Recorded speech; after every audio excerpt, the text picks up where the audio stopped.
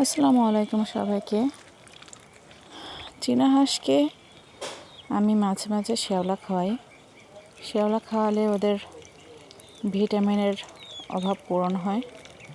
শ্যাওলায় প্রচুর পরিমাণে থাকে ভিটামিন, যার কারণে আমি ওদের শ্যাওলা দেই। আর ধান দেই, ধান খেলে ওদের ওজন বৃদ্ধি হয়, যার কারণে ধানও দেই। ধান ওরা পছন্দ করে।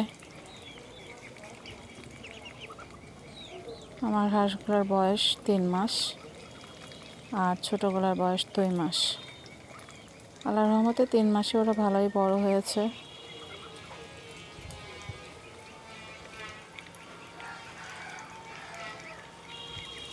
এরা শ্যাওলা খেতে খুব পছন্দ করে,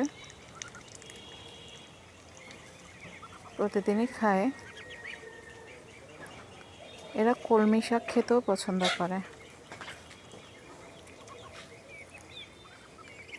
ধানের কুড়া আছে, এটাও খায় তারা।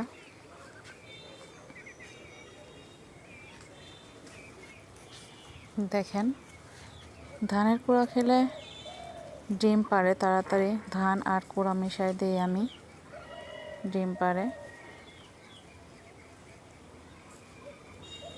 ওদের খাওয়া শেষ হয়ে গেলে গোসল করে। সকালে ওরা গোসল করে না, দুপুরের দিকে গোসল করে। এখন 11:30 বাজে, ওদের খাওয়া শেষ। ওদের ইচ্ছে মতন গোসল করে। আমি উপরে পানি রেখে দিই, যদি ইচ্ছা হয় উপরেও করে। বাটিতে পানি থাকে। প্রতিদিন আমার এদের নিয়েই ব্যস্ততার সময় কাটে।